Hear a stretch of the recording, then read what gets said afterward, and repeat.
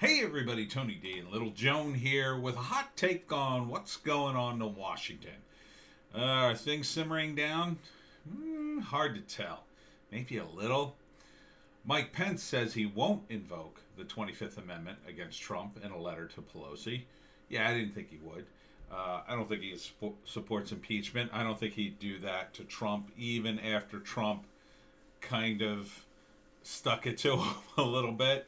Um, there's a new thing going around that Trump supposedly said to Mike, you could either go down in history as a patriot or a wussy.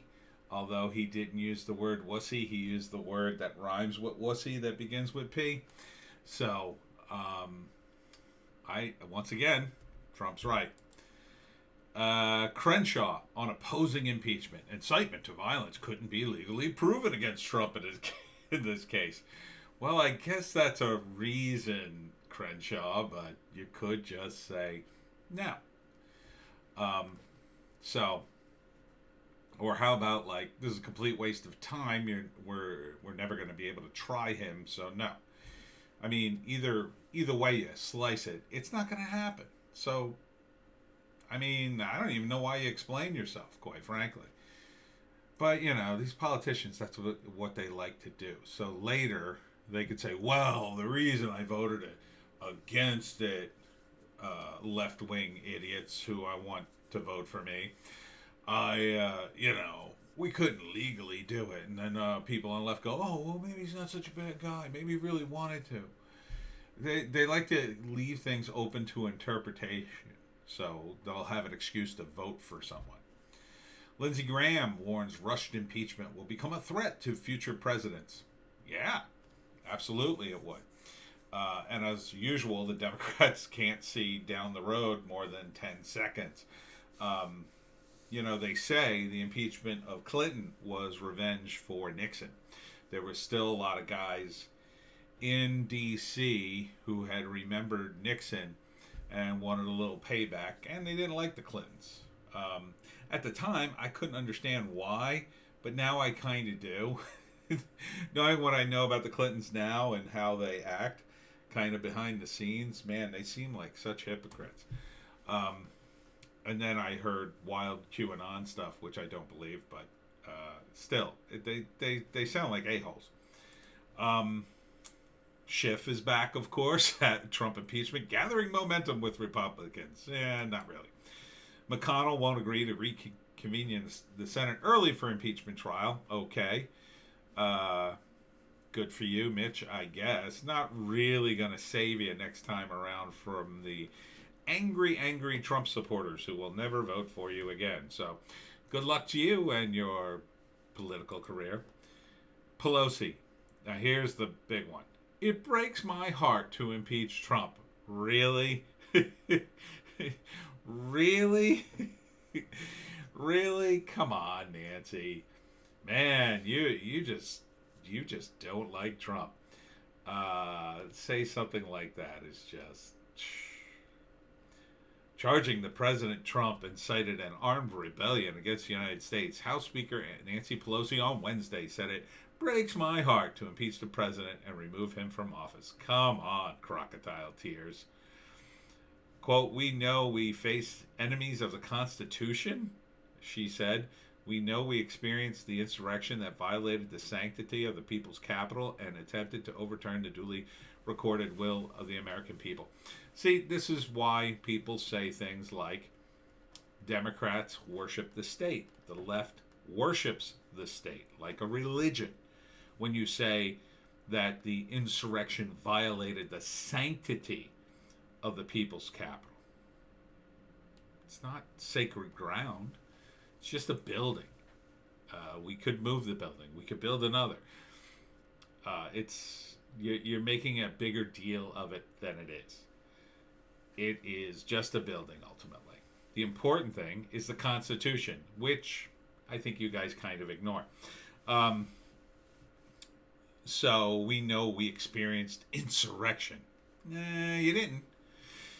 Because an insurrection usually has a plan to overthrow the government and usually involves arms of some kind, not a spear with an American flag on it. At the Gateway Pundit, 2 more GOP lawmakers call on Liz Cheney to step down as House Conference Chair before she, quote, destroys the party. It may be too late. Oh, I don't know if she's going to destroy the party, but, you know, I think she's kind of like her dad. She's probably like a big-time neocon. She's definitely the past of the Republican Party, and I think they do need to push her out. She should not be in a leadership role, in my view. Her views, I think, aren't very populist, which is odd because, you know, the Cheneys are out of Wyoming, and you'd think they'd be more for the populist Trump movement, but maybe they're too isolated from the rest of the country. I don't know. Maybe it's just the fact that the Cheneys just, you know, picked the least populous state and threw their money there so they wouldn't have to use that much money. I mean, it doesn't matter where you're from, really. As long as you get in Washington, you could start doing that thing. Trump administration tries to hamstring Biden on student loan forgiveness. Education Department officials released a memo that concludes that the agency lacks the power to unilaterally forgive federal student loan debt on the scale some Democrats want. Good, because it's unfair to people who paid off their student debt. It's definitely unfair to my parents who paid mine off. So don't be unfair to my parents, is what I'm saying. And student loan forgiveness, look, you want to help students? Here's a thing. Here's an idea. Make college cheaper. Oh, how do you do that? Well, why was it cheaper back in the day? It was cheaper because there weren't all these subsidies and loans. See, the moment they started introducing all these government subsidies and loans, magically the colleges started to raise all their prices. What we need in a lot of things is a deflation rather than an inflation. We don't need to pour more money into people's hands just so they can, you know, just so the colleges could go, ooh, well, I was explaining this to someone the other day about UBI. Yeah, you could give everybody $2,000 a month, but the moment you do that, everybody assumes you already got $2,000 to spend. So when you go to look at an apartment, the rents suddenly go up by $2,000 because they know you have at least $2,000 and they want you to have like an actual job. If they rent it to someone for, say, $1,000 a month, it's like renting it. You might as well rent to a homeless person, because even a homeless person would have twice that amount of money. So giving people money doesn't work on a grand scale at all. And the government shouldn't give money at all, because invariably that causes all sorts of distortions in the marketplace. It causes corruption, and it's never doled out fairly, and no one is ever satisfied. So rather than do that, don't give out any money to the colleges. They don't deserve it anyway. Look at all the crazy degrees they have. We wrote about it in Wokistan, a novel. We went through colleges and found the craziest, most useless degrees you can, and we put them in upstate college. You know, stuff like basket weaving and fabric arts and gender studies. You know, all these degrees that basically do nothing. I pretty much have a degree that's closer to nothing than anything else. I have a communications degree. Yeah, I know. But, you know, some people make money with it. It's not what we want. We want people to go to college and learn skills that they can have a real job in. And when it turns into a 4-year vacation to take a bunch of cool classes and just, you know, have a great time, that's not getting a degree. You know, there were people on my campus who got real degrees. I had a cousin who was a physical therapy major, and she was on campus when I was, and I never saw her. I met her once, and that was it. And that was because all her classes were early in the morning, and she was on a completely different schedule. And I was out having fun with the communications majors, getting a degree that hardly did me anything. She got a degree and waltzed right into a job. So you have to rethink the whole educational system. And Biden's not doing that. He just wants to hand out money so people vote for him. Unlike Trump. Rein in the media. AOE urges Congress to go full big brother. Yeah, because AOC, in my view, is totally insane. She's a demagogue she would do anything to keep power, I think. Do and say anything. And half the time, the things she says, I don't even think she realizes how dangerous it is if she actually did half the things she said she wants to do. I don't think she realizes the impact. I think she's just that vapid and dumb. And she wouldn't, roll it back even if she did something. It's all a bunch of half-assed socialist ideas that won't work. Here are a few quotes. We're going to have to figure out how we rein in our media environment so that we can't just spew disinformation and misinformation, she said. But she doesn't mean, for instance, the tech companies censoring conservatives. We know she doesn't mean that. She hasn't spoken out about that at all. What she means is the opposite. She means there's not enough censorship. So her rhetoric is extremely dangerous. Fortunately, she's very, very stupid. I think if you live in her district, you should do everything in your power to make sure she's never elected, and God forbid you vote for her. She wants to hold Trump supporters accountable, and that kind of rhetoric is it's a prelude to genocide. It really is, because how do you hold people with differing political views accountable?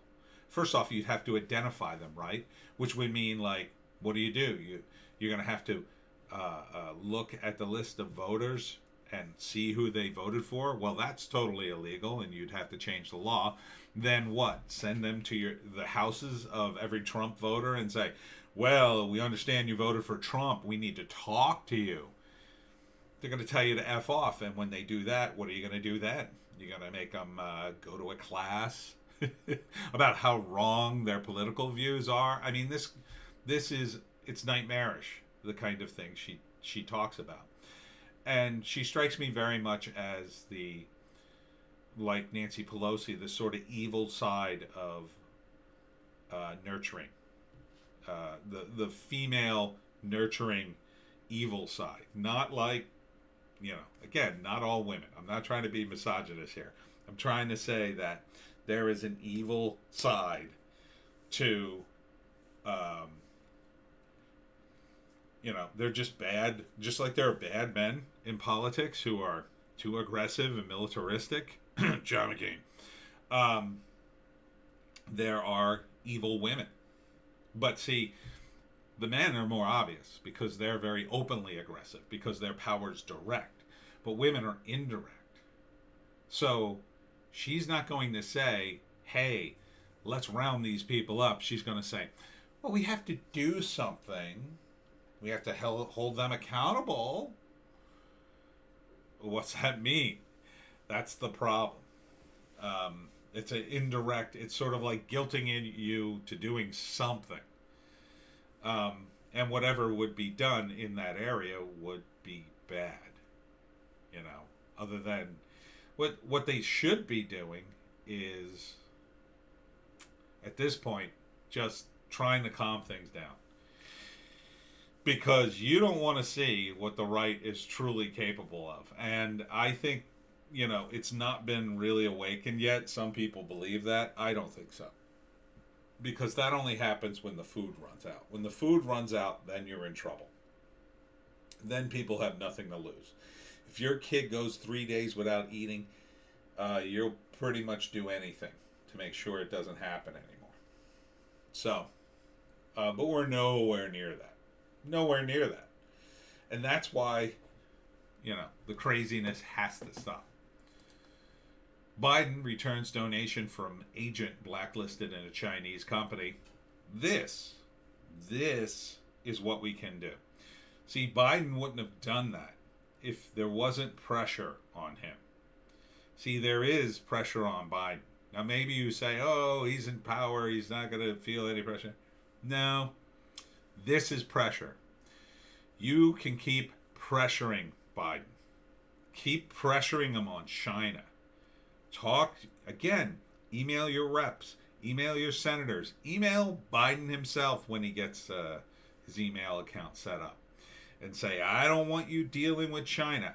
I don't like where the Chinese people are, how they're being oppressed.